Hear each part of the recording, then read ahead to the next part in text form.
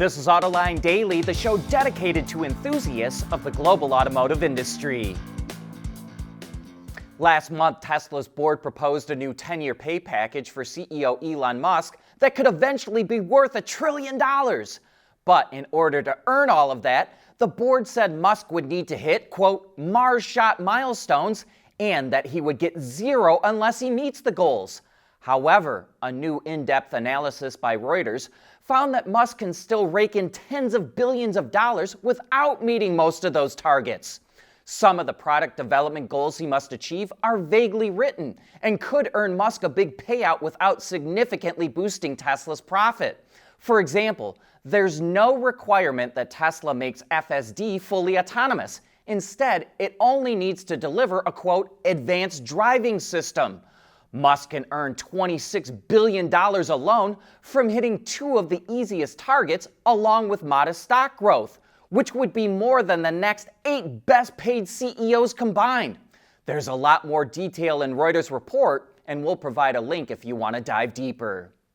In other Tesla news, the EV maker has started to flip the script on car sales in several key markets around the world, and now we can add China to that list.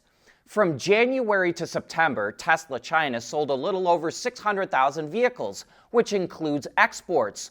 While that's down just over 10% from a year ago, its sales in the third quarter were up over 26% compared to the second quarter, and sales of about 91,000 units in September were up both over last month and over last year. So there's some very encouraging signs from Tesla right now in China. Ford is following in GM's footsteps. It's also getting rid of its workaround to the expired EV tax credit. In its place, Ford says it will continue offering the same EV lease payments that it does today until the end of the year. As we reported yesterday, GM and Ford were said to have cleared the workaround with the IRS, which would have still allowed them to claim the $7,500 credit. But some criticized the plan and urged for the loophole to be closed. And as you can see, it didn't take long for either automaker to change their mind. And in another follow-up from yesterday, Chevy finally put out an official press release about the new Bolt, and it slipped in a little detail that we didn't have yesterday. It says it will be a limited run model. To us, that means the new Bolt will have at least a year on the market, but there certainly won't be a next-gen model. Chevy didn't provide any other info, but GM obviously sees a clear end in sight for the new Bolt. China is tightening its grip on its battery supply chain. The country's Ministry of Commerce announced that exports of some lithium-ion batteries, cathode and graphite anode materials, as well as certain related technology and equipment, will now require government permits for exports. China dominates global production of the materials, and analysts believe this is a move to protect its market control while also slowing development of a battery supply chain outside of China. And while this requirement could hurt battery production, analysts don't believe that China will be as restrictive as it was with rare earth exports earlier this year, which forced several automakers to temporarily halt production.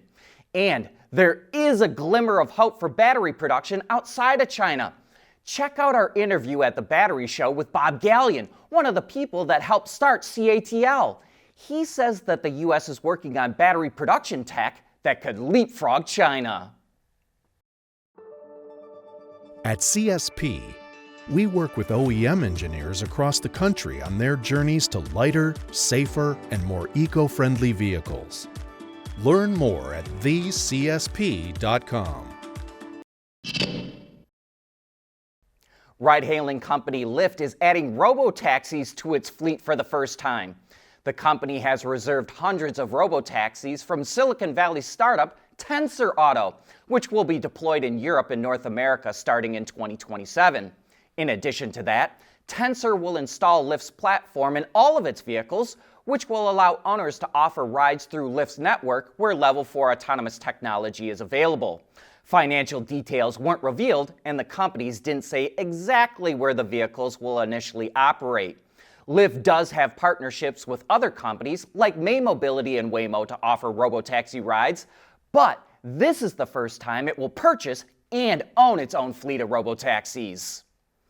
This might just look like an electric Mercedes V-Class van with a bunch of decals on it, but there's some interesting tech under those stickers.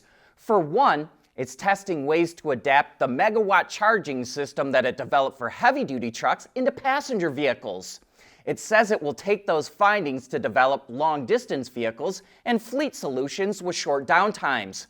But this van actually has dual charging capability. It's also equipped with a CCS charging port as well, but Mercedes is testing how to really ramp up the charging rate. It says the van is capable of charging at 900 kilowatts, which could fully charge a 100 kilowatt hour battery pack in 10 minutes. To pump out that power, the company converted one of its megawatt chargers for big trucks by slapping a CCS cable on it. And it sounds like Mercedes plans on supplying these units to charging stations in the future. But it's also testing ways to make charging more convenient.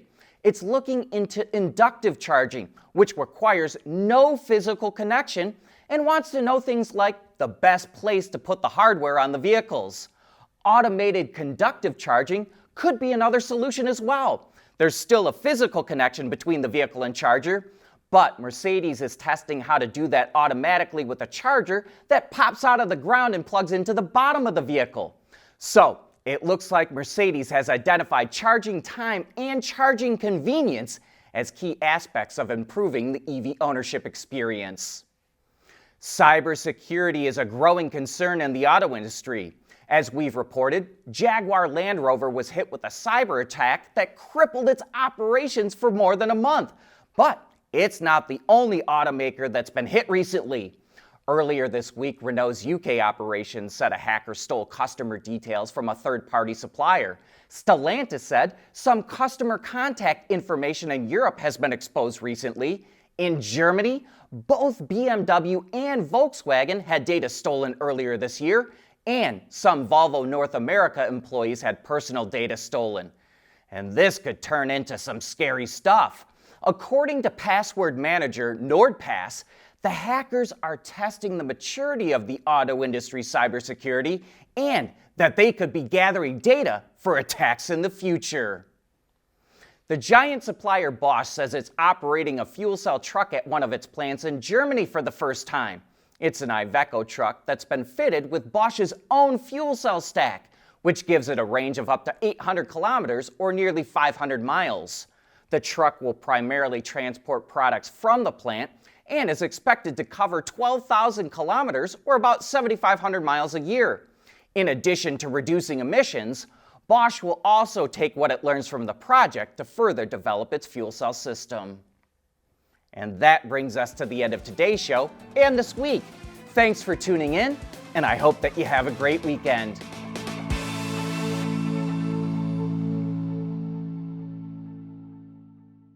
Autoline Daily is brought to you by Bridgestone, solutions for your journey. CSP, the composites solution partner. Intrepid Control Systems, over-the-air engineering, boost your game.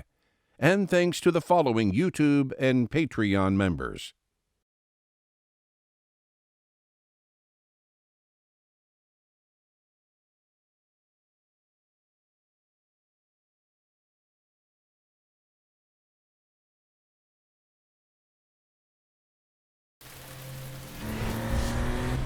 Knowing that a little rain won't slow down your day, that's what really matters. Bridgestone Turanza Quiet Track tires, confident control in wet conditions.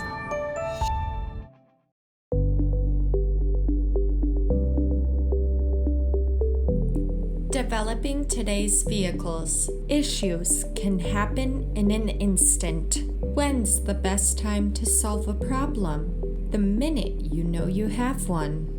Meet Wireless NeoVi Cloud, your secure, off-the-shelf solution empowering real-time collaboration for quick resolution. With Wireless NeoVi Cloud, your team can prevent issues before they can escalate. Driver communication data and remote diagnostics to analyze and resolve your problems using OTA, allowing your executives oversight throughout the process. Wireless Neovi Cloud, your vehicle update solution in production and on the road. Intrepid Control Systems, driven by your data. Wards is the industry leader for news, data, and analysis. That's why companies across the globe subscribe to our premium service, maybe even your own. Log in for subscriber access now. Check your company's intranet for details and rely on wardsauto.com to keep you informed.